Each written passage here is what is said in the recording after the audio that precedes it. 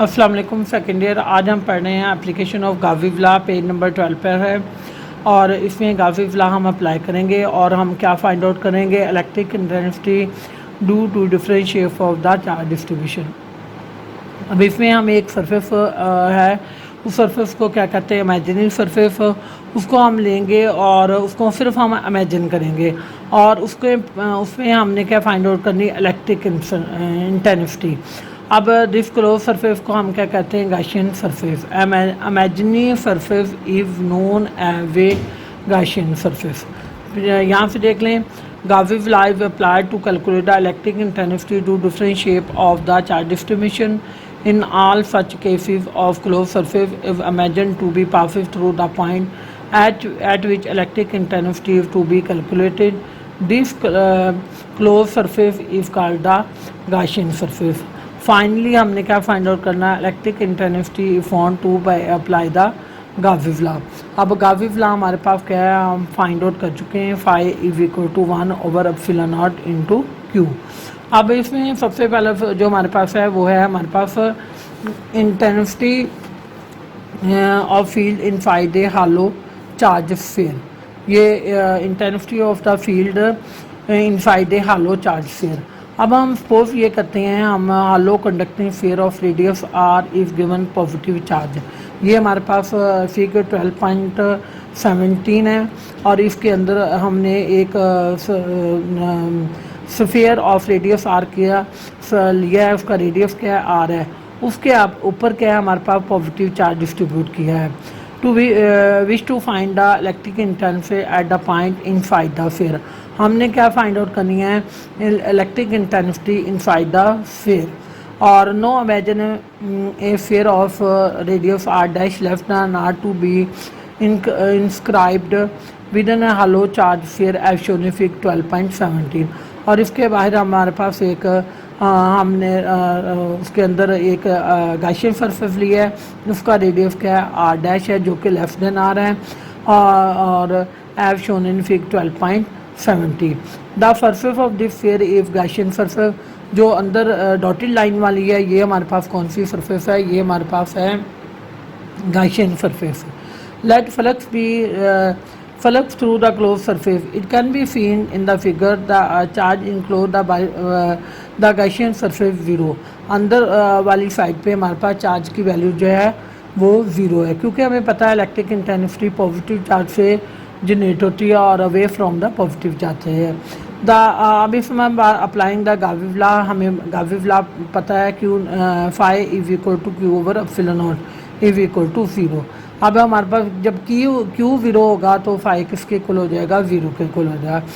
Since phi is equal to E dot A is equal to 0, लेकिन यहाँ पर ई की वैल्यू हमारे पास क्या है, 0 है, लेकिन A does not equal to 0। The interior of the charge metal sphere is a field free region. अंदर वाला पार्ट जो है वो फील्ड फ्री रीजन है। As consequency the any apparatus placed within a metal enclosure is shielded from the electric field. अब हमारे पास अगली application जो है वो है हमारे पास electric intensity due to infinite sheet of the charge. Infinite sheet का मतलब होता है कि हमारे पास कोई उसकी लिमिट नहीं होती, वो शीट कैसी होगी। Suppose we have a plane sheet of infinite extending on which positive charge are uniformly distributed. Uniformly distributed का मतलब है कि हमारे पास जो चार्ज है वो इक्वली डिस्ट्रीब्यूट होगा। ये हमारे पास क्या है, फिक्स देखें 12.18 और इसके ऊपर जो है वो चार्ज है, हम थोड़ा सा पार्ट उसका लेंगे और उसको हम उसमें उसकी इलेक्ट्रिक इंटेंसिटी को फाइंड आउट करेंगे। The uniform surface charge density is sigma. अब सिग्मा होता है हमारे पास किसके इक्वल है, charge per unit area, charge per unit area. The finite part of the sheet is shown in 12.18। अब हमें ये 12.18 में उन्होंने डायग्राम दिखाई हुई है। Calculate the electric intensity at the point P. अब ये हम इसको जो हमने इस पर गॉसियन सरफेस ली है वो कौन सी फॉर्म में ली है, सिलेंड्रिकल फॉर्म में। अब इसमें 3 पॉइंट्स हैं हमारे पास, पी, कर्व सरफेस और फिर पी। ये दोनों हमारे पास जो हैं ये फ्लैट सरफेस हैं, ये हमारे पास क्या है, कर्व सरफेस है। जहाँ पर ई और ए का की डायरेक्शन सेम होगी, मतलब एरिया जो होगा वो परपेंडिकुलर होगा और ए की डायरेक्शन इधर होगी। यहाँ भी हमारे पास क्या होगी, ए की डायरेक्शन। कर्व सरफेस में हमारे पास एरिया की डायरेक्शन अपवर्ड होगी, इसलिए यहाँ पर ई और ए के दरमियान एंगल कितना बन जाएगा, 90 का बन जाएगा।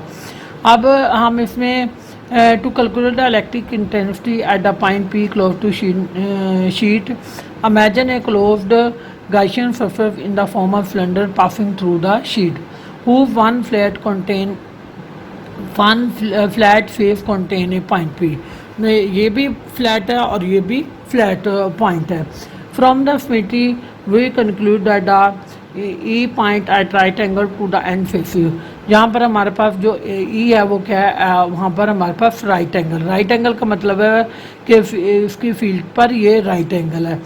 और in since E is parallel to the curved surface of the cylinder, so there no contribution to the flux from the curved wall of the cylinder।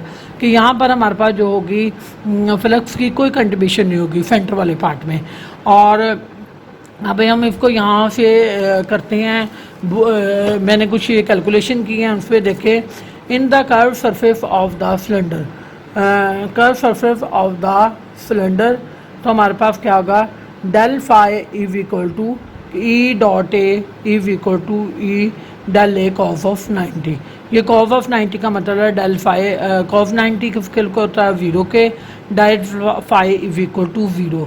Late A be the area of the each flat surface, हर area of the cylinder, दो area थे flat उस पर point P पर, तो यहाँ पर हमारे पास क्या है, flux through it is given by. अब हमने वहाँ पर फ्लक्स फाइंड आउट करनी है, तो फाई क्या है, E dot A is equal to E A cos of 0। वहाँ पर एंगल कितना है, हमारे पास 0 है, और cos of theta is equal to 0, तो कॉज ऑफ 0 किसके इक्वल होगा, 1 के इक्वल होगा। तो फाई किसके इक्वल होगा, ई ए। हमारे पास फ्लक्स एक पॉइंट कहाँ पर, एट द पॉइंट पी, दूसरे पॉइंट पी पर और दूसरे फेस में, similarly through the other face, दूसरी फेस में हमारे पास क्या होगा, phi is equal to E ए। अब ये भी ई होगा। हमने टोटल फ्लक्स तीनों फेसिस पे फाइंड आउट करनी है, तो हमारे पास ये क्वेश्चन 1 है, ये हमारे पास क्वेश्चन 2 है, ये हमारे पास क्वेश्चन 3, इन तीनों को हम ऐड कर देंगे तो हमारे पास फ्लक्स क्या आ जाएगा। पहले में हमारे पास क्वेश्चन 1 में हमारे पास वैल्यू क्या है, 0 है, 2 में हमारे पास वैल्यू क्या है, ई है, 3 में हमारे पास वैल्यू क्या है, ई है। तो फ्लक्स किसके इक्वल हो गया, इज इक्वल टू 2EA। ठीक है, ये तो हमें फ्लक्स हमने फाइंड आउट कर लिया उस बुक उस डायग्राम से। अब हम इसमें अप्लाई करेंगे गाउसी's लॉ। गाउसी's लॉ में पता है क्या है, phi is equal to 1/ε0 into q. अब क्यू की वैल्यू हमने निकालनी है, मैंने अभी बताया सिग्मा किसके इक्वल होता है, चार्ज पर यूनिट एरिया, और q over a, q is equal to sigma a. तो हम यहाँ पर क्यू की वैल्यू पुट कर देंगे, तो फाई हमारे पास क्या आएगा, 1/ε0 इज इक्वल टू सिग्मा ए। इन सब को हम किस में पुट कर देंगे, हम इसमें फाई की वैल्यू पुट कर देंगे, पुटिंग इन 4 इन 5। अब 4 की वैल्यू, फाई की वैल्यू हमारे पास क्या है, 2EA is equal to 1/ε0 into q a दोनों तरफ से कैंसिल हो गया। ई हमारे पास क्या आ गया, 1/2ε0 इंटू सिग्मा। तो ये हमारे पास क्या आ गया, और into unit vector R. Unit vector हमारे पास आर जो है उसको हम क्या कहते हैं, यूनिट वेक्टर आर जो है वो उसको यूनिट वेक्टर कहते हैं, जो हमें क्या बताता है, डायरेक्शन ऑफ द वेक्टर की। Thank you.